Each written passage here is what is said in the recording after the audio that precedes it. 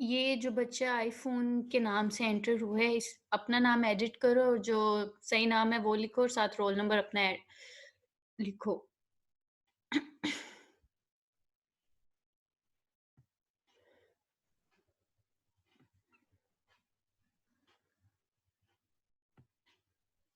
Okay students, तो अस्सलाम वालेकुम पहले तो। और आज हम लोगों का थर्ड लेक्चर है। जो सेकंड लेक्चर था, लास्ट लेक्चर हम लोगों का, मैंने यूट्यूब पे अपलोड कर दिया है। आप लोगों ने channel I don't know subscribe किया हुआ है वो वाला कि नहीं, मेरा कोई फ़ायदा नहीं है उसमें, बस आपके लेक्चर्स वहाँ पे अपलोड होने हैं। तो वो सेकंड लेक्चर आप वहाँ से देख लीजिएगा क्योंकि वो सारी वीडियो में से था, तो वो आप लोग वो वहाँ से देखेंगे। और थर्ड लेक्चर मैंने ग्रुप में शेयर कर दिए और यही वाला। अब मैंने कोई स्टूडेंट ऐड नहीं करना है क्योंकि टाइम बहुत हो गया हुआ है।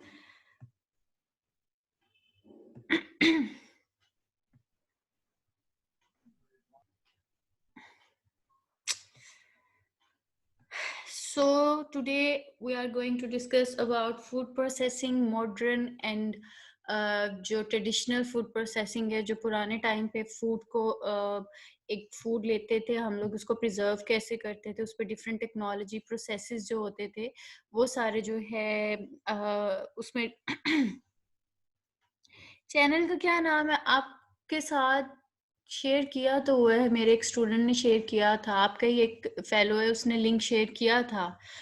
अगर वो क्लास में है तो प्लीज इनका फिर से एक बार ग्रुप में वो चैनल का लिंक शेयर कर दो। मैं यस भी कर सर, दूँ। मैंने नाम बता दिया और मैं कर देता हूँ शेयर।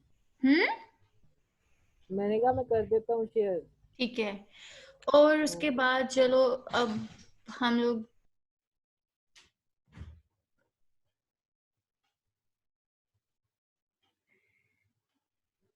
ओके सो हम लोगों ने डिस्कस करना है ट्रेडिशनल फूड प्रोसेसिंग क्या होती थी और मॉडर्न फूड प्रोसेसिंग क्या है, और उसमें कैसे डाइवर्सिफिकेशंस आए हैं, कैसे चेंजेस आए हैं। ये स्टूडेंट्स क्यों लेट आते हैं?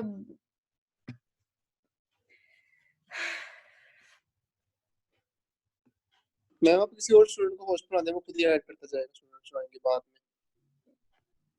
अब बात तो नहीं है, मैं किसी दिन और फिर सीआर को या जीआर को देखूंगी कौन कर सकता है। मैम होस्ट बना देना किसी को। बनाती हूँ।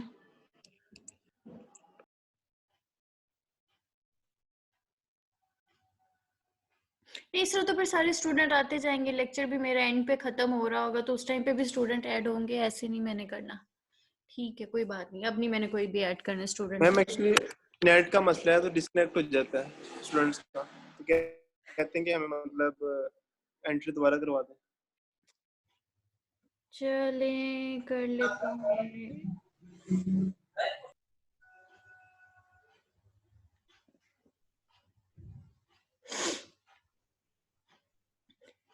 एक सेकंड बच्चों।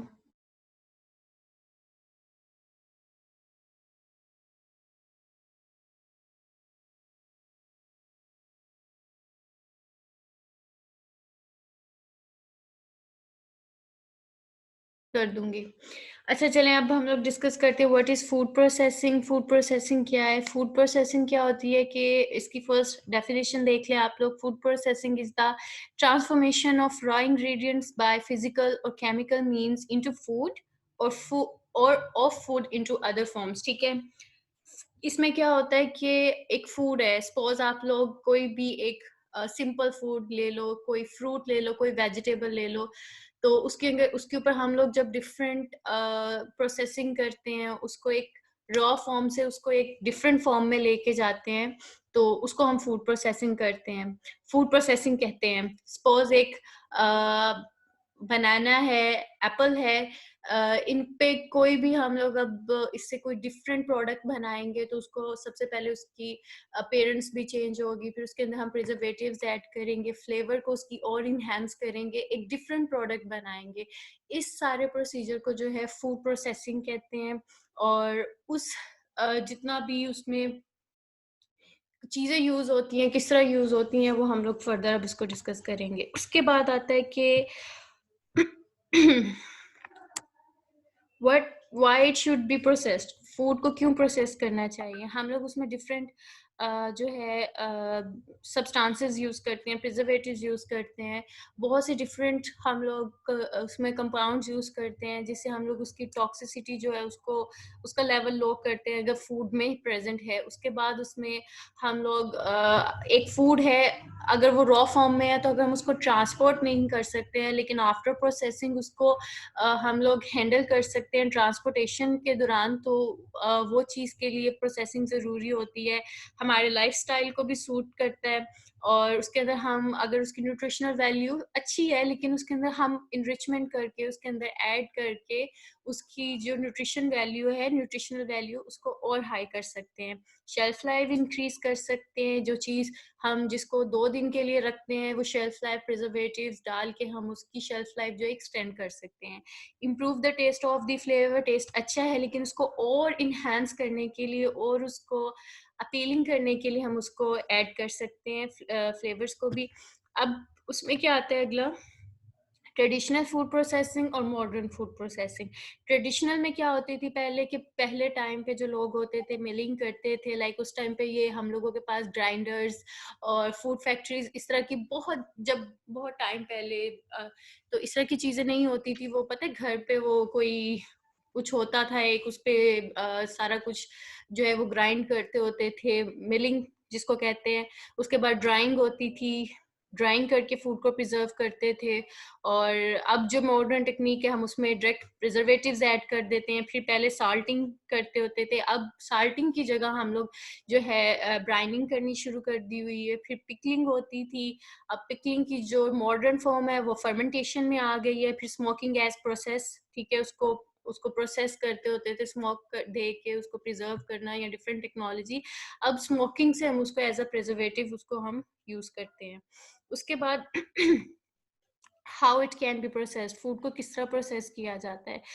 आपको ये भी पता चल गया कि मॉडर्न और जो हम लोगों की ट्रेडिशनल प्रोसेसिंग थी उसमें क्या डिफरेंस है। अब प्रोसेस कैसे करते हैं, फूड की प्रोसेसिंग हम किस तरह करते हैं, तो उसमें हम लोग सॉल्ट यूज कर सकते हैं, शुगर्स, प्रिजर्वेटिव्स डालते हैं, एंटीऑक्सीडेंट्स डालते हैं, naturally occurring anti microbial substances डालते हैं। आपको ये भी पता है एंटी माइक्रोबियल सब्सटेंसेस क्या है, लास्ट लेक्चर में मैंने बताया है।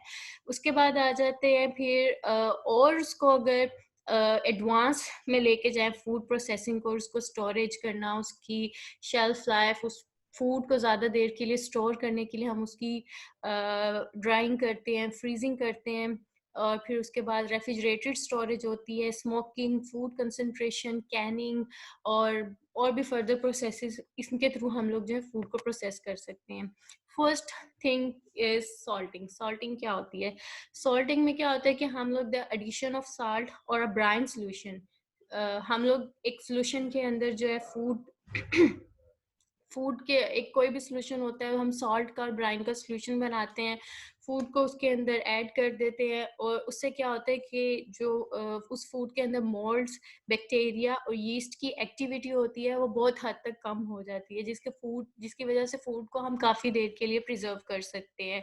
और साल्टेड फूड के ये एग्जांपल्स है, पिकल्स है और ये सी फूड्स आ जाते हैं और भी फर्दर बहुत सारी चीज़ें होती हैं। सॉल्टिंग बेसिकली वो बहुत पुरानी टेक्निक है, ठीक है। ये पहले इसको हम ट्रेडिशनल में भी कह सकते हैं कि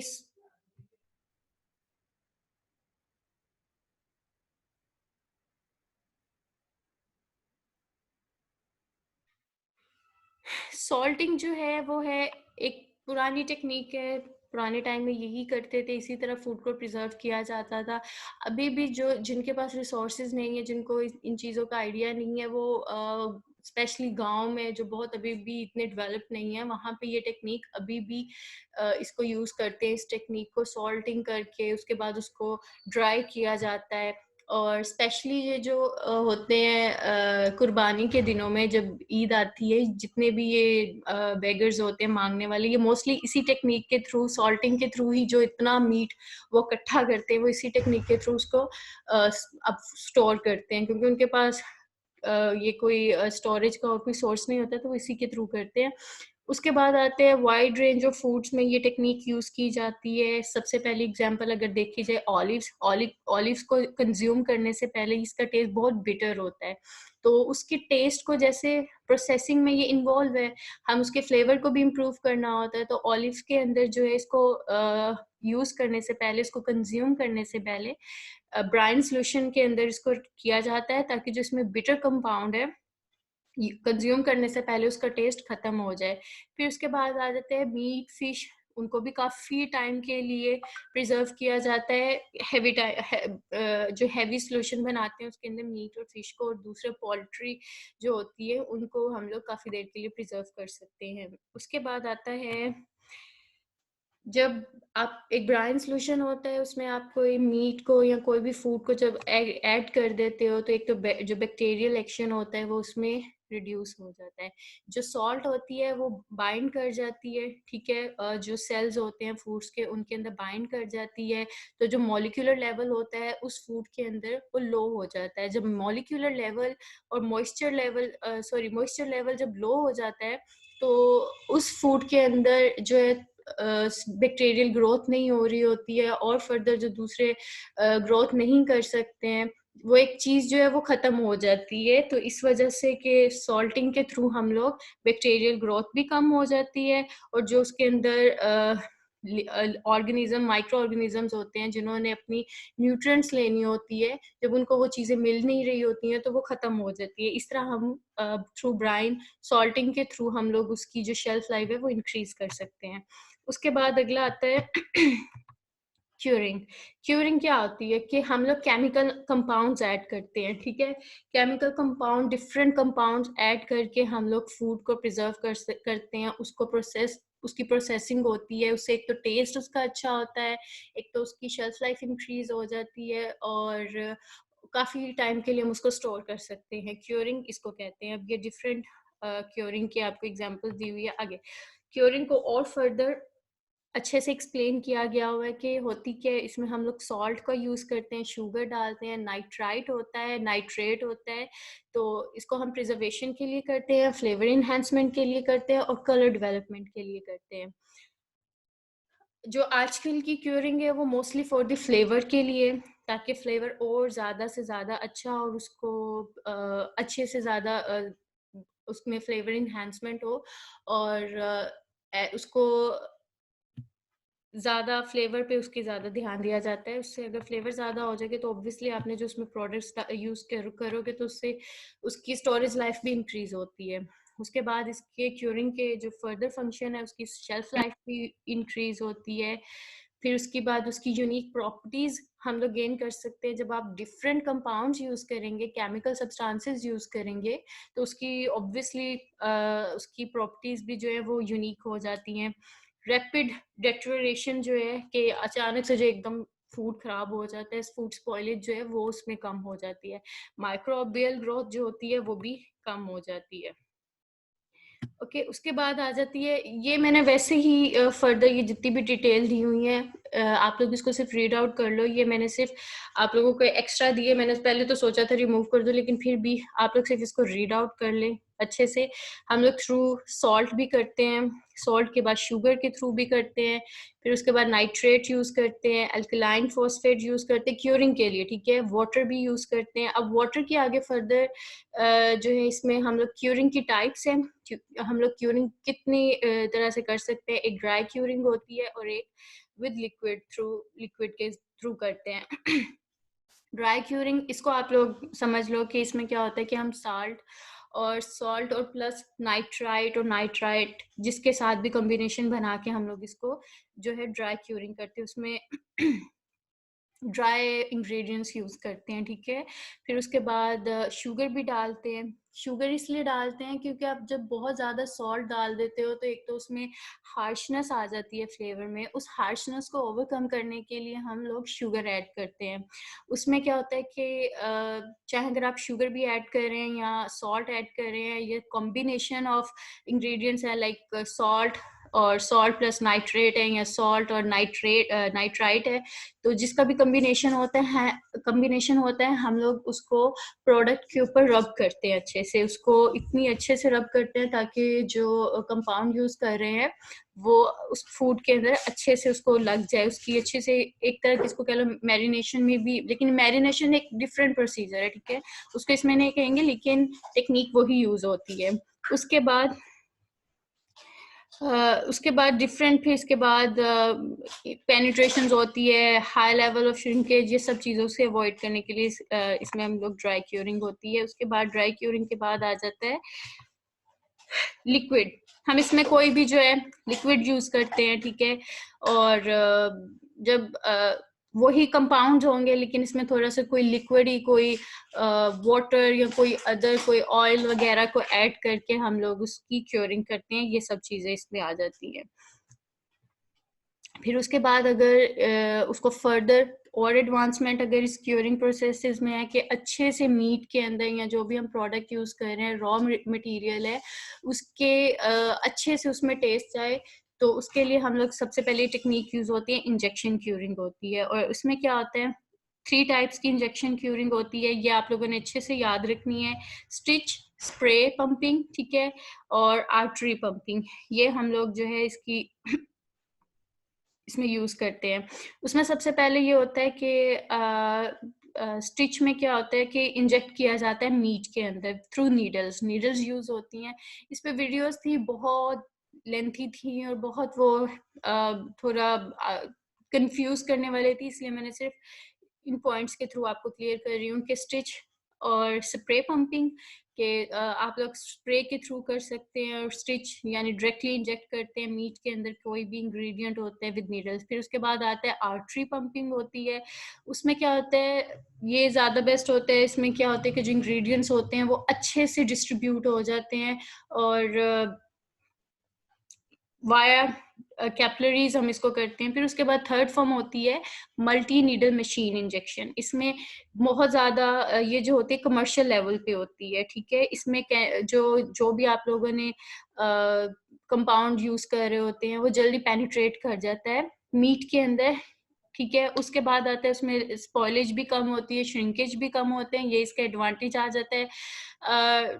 टिपिकल फ्लेवर, अरोमा और टेक्सचर जो होता है ये इसमें ज़्यादा अच्छे से और भी इम्प्रूव हो जाता है। उसके बाद फर्मेंटेशन की बात करते हैं। फर्मेंटेशन को हमने लास्ट लेक्चर में अच्छे से डिस्कस कर लिया था एग्जाम्पल के साथ, लैक्टिक एसिड बैक्टीरिया के साथ, कि फर्मेंटेशन होती कैसे है। फर्मेंटेशन में हम लोग डिजायर्ड माइक्रो ऑर्गेनिज्म यूज करते हैं, आपको वो भी बताया था, और उसको हम लोग इनोक्यूलेट करते हैं, ऐड करते हैं किसी भी रॉ मटेरियल के अंदर, फिर उससे हम डिफरेंट प्रोडक्ट्स बनाते हैं, वाइन, योगर्ट, चीज, इस तरह की पिकल्स, ये सब कुछ इसमें आ जाता है फर्मेंटेशन में, ठीक है। उसके बाद आ जाता है जो फर्मेंटेशन होती है, इसमें डिजायर्ड माइक्रो ऑर्गेनिज्म यूज करते हैं। माइक्रो ऑर्गेनिज्म जो हम लोगों ने प्रोडक्ट डेवलप करते हैं वो थ्रू माइक्रो ऑर्गेनिज्म के एडिशन से करते हैं, कि माइक्रोब्स हम लोगों ने ऐड किए हैं खुद, उसके बाद उनसे जो प्रोडक्ट मिलता है, ये फर्मेंटेशन में हम इस तरह प्रोडक्ट लेते हैं। उसके बाद 3500 फर्मेंटेड फूड जो है ओवर द वर्ल्ड जो है वो कंज्यूम किए जाते हैं। उसमें फर्मेंटेड बाय यीस्ट के थ्रू जो हम लोग प्रोडक्ट लेते हैं वो माल्ट होता है, एक रॉ इंग्रेडिएंट है, माल्ट से हम लोग बियर बनाते हैं। तो उसके बाद फ्रूट में हम लोग ग्रेप्स यूज करके उससे हम वाइन बनाते हैं। राइस में हम साकी राइस एक है वो चीज बनाते हैं। ब्रेड से हम थ्रू यीस्ट के थ्रू हम लोग ये बना रहे हैं। उसके बाद बाय मोल्ड के थ्रू हम लोग सोयाबीन यूज करते हैं और उसको सोया सॉस में कन्वर्ट करते हैं। चीज जो होती है उसको हम स्विस चीज में कन्वर्ट करते हैं। और जो फर्मेंटेड बाय बैक्टीरिया से हम लोग प्रोडक्ट यूज करते हैं, उसमें क्यूकम्बर से हम डेल पिकल्स बनाते हैं। कैबेज, उससे हम जो है सोरक्रट बनाते हैं। फिर क्रीम से हम लोग जो है सॉर क्रीम बनाते हैं, मिल्क से योगर्ट, और ये सब यूज करते हैं। उसके बाद कंट्रोल वर्सेस नेचुरल फर्मेंटेशन। उसमें क्या होता है कि नेचुरल फर्मेंटेशन जो होता है नेचुरली अकर करती है, ठीक है, वो नेचुरली एक फूड में होती है, पिकल्स में होती है। पिकल्स में हम लोग कंडीशंस उसमें ऐसे बना देते हैं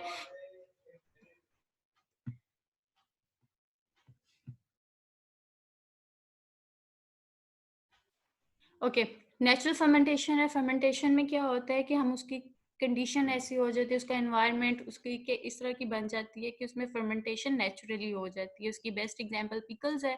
फिर उसके बाद हम लोग कंट्रोल में क्या होता है कि हम माइक्रो ऑर्गेनिज्म ऐड करते हैं और डिजायर्ड प्रोडक्ट लेते हैं, उसमें फर्मेंटेशन अपने हिसाब से करवाते हैं। उसकी एग्जांपल है डेयरी प्रोडक्ट्स आ जाती है। उसके बाद आ जाता है फ्रीज ड्राइंग आता है। उसमें इसकी भी बहुत डिटेल थी, बहुत ज़्यादा डिटेल थी, इतने इसमें डिफरेंट प्रोसीजर्स थे। पहले तो वो भी मैं ऐड करने लगी थी, फिर मुझे पता था आप लोग जो हो वो बहुत ज़्यादा आप लोग कंफ्यूज हो जाओगे, तो फिर मैंने इसको बस टू द पॉइंट ही रखा है। फ्रीज ड्राइंग में क्या होता है कि the freezing of food and the subsequent removal of water from the frozen food through the use of heat and vacuum. Vacuum और हीट के थ्रू जो फूड होता है उसके अंदर से हम लोग मॉइस्चर जो है वो बिल्कुल खत्म हो जाता है और उसको फूड को हम फ्रीज करके काफ़ी देर तक उसको हम यूज़ कर सकते हैं। अब इसमें डिफरेंट प्राइस थे वो फ्रीजिंग के, लेकिन मैं पहले पॉइंट्स देने लगी थी। मैं पॉइंट्स वो आपके साथ शेयर कर दूंगी, बस उन पॉइंट्स को आप याद करें। टेक्निक्स को जो फ्रीज ड्राइंग में यूज़ होती हैं तो टेक्निक्स को आप याद कर लेना, आगे उनकी डिटेल करने बैठोगे तो वो बहुत ज़्यादा हो जाएगा। वो आप जब फ्यूचर में अगर मीट का सब्जेक्ट पढ़ोगे तो वो आपको और उसमें अच्छे से एक्सप्लेन हो जाएगा। अगला है हम लोगों का स्मोकिंग। स्मोकिंग में क्या होता है the addition of smoke and heat to preserve food by the action of chemicals from the smoked food and the partial drying of the food। इसमें क्या होता है कि फूड को हम partially जो है वो थ्रू स्मोक ड्राई कर देते हैं। जब उसमें वही चीज मॉइस्चर कंटेंट खत्म हो जाता है, बैक्टीरियल ग्रोथ कम हो जाती है, फूड जो है वो काफी टाइम के लिए प्रिजर्व हो जाता है, स्टोरेज उसकी शेल्फ लाइफ बढ़ जाती है। उसके बाद ये होता है कि उसका फ्लेवर भी टेस्ट हो चेंज हो जाता है और अच्छा फ्लेवर हो जाते हैं। तो this is all about smoking. उसके बाद आ जाता है, ये सिंपल होता है, ठीक है। आपको भी पता है कि वो बारबेक्यू के लिए जो हम लोग करते हैं, suspended over a low smouldering fire और फूड होता है। एरोमेटिक सब्सटेंसेस सच एज है और टी इसके लिए हम यूज करते हैं। ये एक प्रिजर्वेशन मेथड नहीं है, लेकिन ये फ्लेवर इन्हांसर है और इसको हम फ्लेवर इन्हांसर के लिए भी कर सकते हैं। और स्पेसिफिकली हम इसको ये नहीं कह सकते हैं कि ये सिर्फ प्रिजर्वेशन के लिए यूज हो रहा है, लेकिन हम इससे उसकी जो शेल्फ लाइफ होती है वो ऑटोमेटिकली बढ़ जाती है क्योंकि मॉइस्चर लेवल उसमें जो है वो कम हो जाता है। Fats from going rancid in the smoked food, ठीक है, ये फैट्स को जो होता है रेंसिड होने से उससे बचाता है। और extend the usable life for dried और सॉल्टेड फूड, वही चीज फिर से कि जब ड्राई हो जाता है मॉइस्चर लेवल कम हो जाएगा तो ऑटोमेटिकली उसकी शेल्फ लाइफ खुद ही इंक्रीज हो जाते हैं। ये फ्लेवर के लिए होता है, एज आई टोल्ड के ये सबसे ज्यादा इसको फ्लेवर के लिए किया जाता है। फिश के लिए, मीट, पोल्ट्री और जो फूड लवर्स होते हैं वो स्पेशली ये स्मोक्ड फूड जो है इसको पसंद करते हैं। और उसके लिए आगे फर्दर बताया हुआ है कि यहाँ पे ये वाली चीज ज्यादा यूज होती थी, ये आप लोग रीड आउट कर लीजिएगा। वुड फॉर स्मोकिंग के लिए जो हम लोग स्मोक के लिए जो यूज करते हैं सोर्सेज होते हैं वुड फॉर स्मोकिंग के लिए, उसमें ये सारे बताए हुए हैं, आप लोग देख लीजिएगा। अदर सोर्सेज ये भी बताए हुए हैं, ये देख लेना। अब इनको मैं डिस्कस करूंगी तो टाइम जाएगा। तो उसके बाद एलिमेंट्स ऑफ स्मोकिंग, सबसे पहला उसका स्मोकिंग चैम्बर होता है। स्मोकिंग चैम्बर के साथ उसमें स्मोक सोर्स होता है, ह्यूमिडिटी कंट्रोल होता है, ये सब चीज़ें जो इसमें मेन एलिमेंट होती हैं। इसकी चैम्बर जो होता है जिसमें हम लोगों ने स्मोकिंग करनी होती है, जो ऑपरेटस होता है जो वो जो है अप्रोप्रिएट साइज का होना चाहिए ताकि जिसमें हम लोग जिस चीज़ के अंदर रख के स्मोकिंग उस रॉ फूड को दे रहे हैं वो इजीली उसको हैंडल कर सके और उसको इजीली एक्सेस हो सके और इंसान जो यूज कर रहा है उस ऑपरेटर्स को उसको भी कोई हार्म ना हो सके, ठीक है। Effective dampers for releasing moisture and smoke, ये सब कुछ जो है सब कुछ उसका इजीली अप्रोप्रिएट साइज होना चाहिए, सब कुछ अच्छे से होना चाहिए, कोई उसमें इशू ना हो उसमें क्योंकि फिर उसके लिए मसला होता है। उसके बाद स्मोक सोर्स, जो उसमें हम लोगों ने स्मोक यूज करना है, जो सोर्सेज होते हैं वो जैसे पीछे था वुड सोर्स था या दूसरा सोर्स था, उनमें से जो भी हम सोर्स ले रहे हैं कंट्रोलेबल होना चाहिए। गोल्ड, उसके बाद कोल्ड एंड हॉट स्मोकिंग, ये हम लोग अब फर्दर पढ़ेंगे। Should be fitted with a fan to allow for controlled flow, ये भी ताकि जो स्मोकिंग है वो सिर्फ एक चीज पे नहीं हो रही है। एक फैन को फिक्स करते हैं, आप लोगों ने देखा होगा जब लेने जाते हो बारबेक्यू तो वो फैन को फिक्स किया होता है ताकि ओवरऑल जो है वो स्मोक डिलीवर हो, सिर्फ एक जगह पे ही ना वो रह जाए, अच्छे से वो आगे ट्रांसफर हो। ह्यूमिडिटी कंट्रोल, उसमें क्या होता है, dried, semi dried sausages and meets, ये डिपेंड करता है कि कौन से हम लोग प्रोडक्ट क्रिएट कर रहे हैं, उसके हिसाब से जो है उसको कंट्रोल करते हैं। स्मोक दिया जाता है, उसको कुक किया जाता है, डिफरेंट टेम्परेचर्स उसके बताए हुए हैं। कोल्ड एंड हॉट स्मोकिंग होती है। हीट सोर्स कोल्ड स्मोकिंग में जो है वो ऑफ होता है, उसमें सिर्फ एक हवा जो है वो एक गर्म सी हवा दी जाती है, उसके लिए लाइक फायर या इस तरह की कोई चीज़ यूज़ नहीं की जाती है। और रेसिपी भी इसकी डिफरेंट होती है और स्मोक अमाउंट भी डिफरेंट होती है, और इसको अच्छे से दिया जाता है। इसके लिए हम लोग आई डोंट नो, अभी तक तो नहीं इसको कर सकते हैं, लेकिन नहीं, वो एयर फ्रायर जो है वो इसमें नहीं आता है उसका, लेकिन कर भी सकते हैं क्योंकि उसमें हम लोगों ने ब्लो को एयर ब्लो देना होता है, तो थ्रू एयर फ्रायर भी जो है वो कर सकते हैं। उसके बाद आ जाती है कोल्ड स्मोकिंग, आ जाती है, उसका टेम्परेचर बताया हुआ है 100 फ़ारेनहाइट है। रिच स्मोकी होता है, फ्लेवर डिपेंडर, ये सब कुछ जो आप लोग देख लेना। फिर उसके बाद हॉट स्मोकिंग, उसमें ऑब्वियसली स्मोक इन्वॉल्व होती है, उसमें फायर भी होती है, उस पर फूड को कुक किया जाता है, टेम्परेचर है, फ्लेवर इन्हांसर, ये सब कुछ बताया गया। उसके बाद आ जाता है कैनिंग, एसेप्टिंग, पैकेजिंग आता है। इसमें क्या होता है कि कंटेनर होता है, सीलिंग होती है, फिर उसके बाद सारा कुछ जो है वो एक स्टेरिलाइज इन्वायरमेंट में होता है। उसको हम जो है स्टेरिलाइज इन्वायरमेंट में फूड को जब एक स्टेरिलाइज कैन के अंदर पैक किया जाता है, उसको हम कहते हैं कैनिंग, और एसेप्टिक पैकेजिंग कहते हैं। उसमें क्या होता है कि इसके लिए हम डेयरी प्रोडक्ट्स यूज़ करते हैं, फ्रूट एंड वेजिटेबल जूसेस के लिए यूज़ करते हैं, सूप्स के लिए बहुत पैकेजिंग, आपको भी पता है ये वाइड रेंज है, इसके लिए हम डिफरेंट जो है यूज करते हैं। उसमें क्या होती है, एक्सेप्टिक प्रोसेसिंग में क्या होता है, प्रोडक्ट बिफोर फिलिंग, एक प्रोडक्ट है उसको फिल करने से पहले कैनिंग में या उसकी पैकेजिंग से पहले उसको स्टेरिलाइज किया जाता है, और जिस कैन के अंदर डालना है उस कैन को भी हम लोग स्टेरिलाइज करते हैं। मतलब दोनों को एक साथ कंबाइन करने से पहले दोनों चीज़ों को पहले स्टेरिलाइज किया जाता है।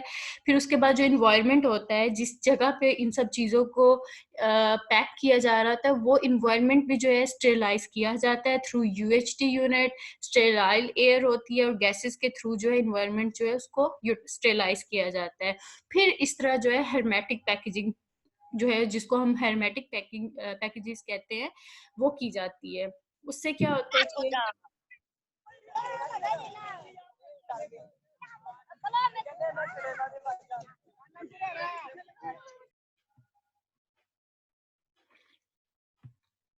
ओके, एसेप्टिक प्रोसेस में क्या होता है, स्टेरिलाइज प्रोडक्ट होता है, हेर्मेटिक सील होती है, स्टेरिलाइज एनवायरनमेंट होता है, स्टेरिलाइज पैकेजिंग होती है, मतलब ओवरऑल एक स्टेरिलाइजेशन का प्रोसेस चल रहा होता है। फ्रॉम ए टू जी जो है हर चीज़ स्टेरिलाइज्ड होती है।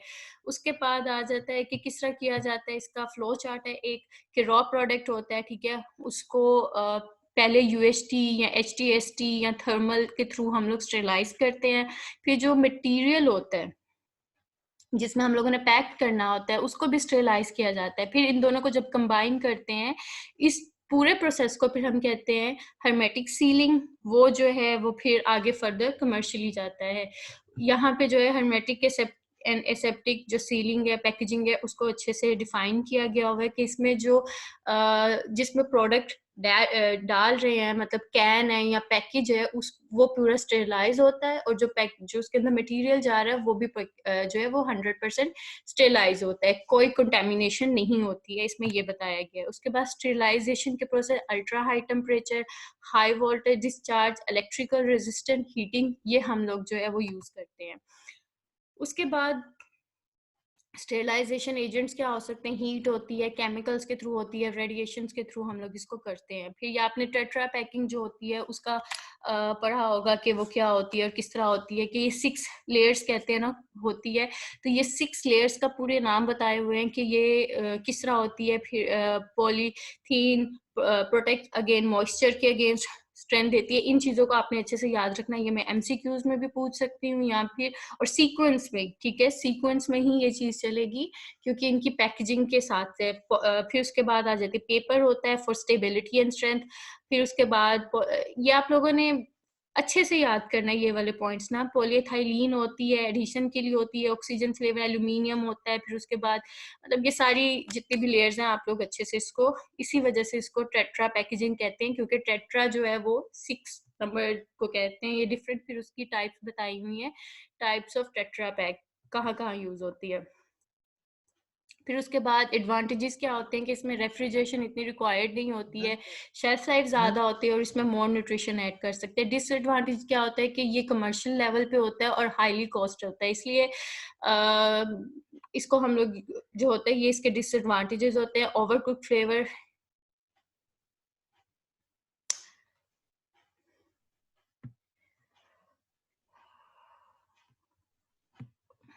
उस्मान अर्शद क्या क्वेश्चन है आपका? मैम आपने बोला कि टेट्रा जो होता है वो 6 उसकी झिल्लियां होती हैं तय, वो टेट्रा नहीं, वो तो हेक्सा नहीं होते 6 वाली। नहीं नहीं ठहरो, टेट्रा 6 में आता है आई गेस। मैम टेट्रा 4 में आना चाहिए। ठहरो एक सेकेंड, चलो ये इसके बाद करते हैं फिर, ठहर जाओ एक सेकंड क्योंकि क्लास का टाइम खत्म हो रहा है, 4 मिनट रह गए, मुझे खत्म कर लेने दो। कहाँ गया ओके मैम। डिसएडवांटेजेस? उसके बाद आ जाता है पैस्चराइजेशन। पैस्चराइजेशन में क्या होता है कि the heating of milk and other liquid which reduce the number of disease. उसको इस टेम्परेचर पे मीट को या लिक्विड को जीआर या सीआर आप क्लास की ये वाली अटेंडेंस स्क्रीनशॉट ले लो जो भी है, क्योंकि नेक्स्ट क्लास में मोस्टली स्टूडेंट्स अगर आएंगे तो वो ऑलरेडी उन्होंने क्लास मोस्टली नहीं ली होगी तो वो उनको नहीं, मैंने फिर उनकी अटेंडेंस नहीं होगी। पास्चराइजेशन जो है उसमें क्या होता है कि मिल्क और अदर लिक्विड जो होते हैं उसको हीट किया जाता है। हीट भी उसको किस तरह करते हैं कि डिफरेंट मेथड ऑफ पास्चराइजेशन होते हैं, ठीक है। उसमें हम लोग 3 मेथड यूज करते हैं। लो टेम्परेचर और उसमें LTH होता है, ठीक है। उसके बाद हाई टेम्परेचर शॉर्ट टाइम उसमें, फिर उसके बाद अल्ट्रा हाई टेम्परेचर होता है। फिर उसके बाद टेम्परेचर के बताया हुआ 63 डिग्री होता है और for 30 minute before cool to 7 degree centigrade. और हाई टेम्परेचर में क्या होता है 71 डिग्री सेंटीग्रेड पे करते हैं 15 सेकंड के लिए शॉर्ट टाइम, ठीक है। हाई टेम्परेचर होता है लेकिन शॉर्ट टाइम के लिए होता है। और अल्ट्रा हाई पे होता है कि 138 डिग्री के लिए होता है, एटलीस्ट 2 सेकंड्स के लिए होते हैं। ये एक्सट्रीम पास्चराइजेशन की ये टेक्निक होती है। सारे माइक्रो ऑर्गेनिज्म जो है वो खत्म हो जाते हैं, फिर उसको मिल्क को क्लोज किया जाता है। अब ये फियाज अहमद जो भी है इसको मैं ऐड नहीं कर रही हूँ। Container at room temperature. उसके बाद आ जाता है हम लोग रेफ्रिजरेशन में आ जाते हैं। रेफ्रिजरेशन में क्या होता है, रेफ्रिजरेट कर देते हैं फूड को उनके टेम्परेचर से। उसमें जो होते हैं ग्रोथ माइक्रोब्स की, मोल्ड की और यीस्ट की जो है वो कम हो जाती है, खत्म नहीं होती, कम हो जाती है। फिर उसके बाद फ्रीजिंग आ जाती है। फ्रीजिंग में क्या होता है कि the temperature of food temperature below 28 degrees Fahrenheit to stop the growth of bacteria, yeast and moulds and to kill parasites, ठीक है। फ्रोजन फूड हम लोग मोस्टली जो मार्केट में अवेलेबल होते हैं वही आजकल हम लोग ज़्यादा यूज़ कर रहे होते हैं। उसमें क्या होता है कि टेम्परेचर जो फूड का होता है उसको 28 डिग्री तक उसको बिलो बहुत कम कर दिया जाता है, जिससे माइक्रोबियल, बैक्टीरियल, यीस्ट और मोल्ड की जो ग्रोथ होती है वो कम हो जाती है। Food concentration. फूड कंसंट्रेशन में क्या होता है, इसकी आपको बेस्ट एग्जांपल ये है जेली जो हम लोग घर में बनाते हैं। इसमें क्या होता है कि जितना भी फूड होता है, कोई लिक्विड होता है, उसको इतनी अच्छे से उसको मतलब क्रिस्टल्स की फॉर्म में ले आते हैं, उसको डाइवर्ट कर देते हैं फूड को क्रिस्टल की फॉर्म में, आइस क्रिस्टल्स की फॉर्म में। जैसे यहाँ पे removing water in the form of ice crystal की फॉर्म में हम उस प्रोडक्ट को ले आते हैं और फिर उसको हम लोग फर्दर उसके ऊपर प्रोसेसिंग करके उसको जेलीज बनाते हैं, उससे कैंडिड फ्रूट्स बनाते हैं। मतलब ये हम लोग कंसंट्रेशन फूड से कंसंट्रेशन फूड की ये एग्जांपल होती है। इसकी इम्पोर्टेंस क्या होती है या बेनिफिट्स आप इसके कह लो कि जो स्टोर किया जाता है उसको जो है hermetic सीलिंग के थ्रू विदाउट उसके यूज़ नहीं होती, हम लोग उसको नॉर्मली भी जो है वो कर सकते हैं। ये ज़्यादा अट्रैक्ट करते हैं लोगों को क्योंकि ये इसको कहते हैं कि इंस्टेंटली ये फूड्स बन जाते हैं, इसमें ज़्यादा इतनी मेहनत की ज़रूरत भी होती और ज़्यादा टाइम के लिए इनको हम लोग प्रिजर्व कर सकते हैं, स्टोर कर सकते हैं और इसमें प्रिवेंट माइक्रोबियल स्पॉइलेज जो है वो इतनी नहीं होती। हाँ, लेकिन थोड़ा सा मॉइस्चर की वजह से इसमें थोड़ा इशू आता है, इस चीज़ का बस ख्याल रखना पड़ता है। फिर उसमें इसका मेथड बताया हुआ है मेथड्स ऑफ कंसंट्रेटिंग फूड्स में क्या होता है कि फ्रूट जेली बनानी है, सबसे पहले कोई जो भी फ्रूट यूज़ करना है उसको वॉश करेंगे, कटिंग करेंगे, फिर उसको फ्रूट को इतना बॉईल करेंगे कि वो अच्छे से सॉफ्ट हो जाए फूड, जितना भी उसमें न्यूट्रिएंट्स है वो सब कुछ जो है वो बॉईल होके तो पानी में चला जाए। उसके बाद फिर हम लोग स्टेनिंग करते हैं उसकी और फिर उसके बाद जो स्टेन जूस होता है उसको हम लोग और जो है बॉईल करते हैं और फिर 22-20 फ़ारेनहाइट तक उसको बॉईल करने के बाद वो जेली में जो है वो कन्वर्ट उसको किया जा सकता है। फिर उसके बाद कैंडिड फ्रूट्स का बताया जाता है। ये कौन है ट्रू पीपल सपोर्ट, इनको मैं ऐड नहीं कर रही हूँ। फिर कैंडिड फ्रूट्स का बताया गया हुआ है कि किस तरह हम लोग इससे कैंडिड फ्रूट्स जो है वो बनाए जाते हैं। उसके बाद हम लोग आ जाते हैं इरेडिएशन। इरेडिएशन जो है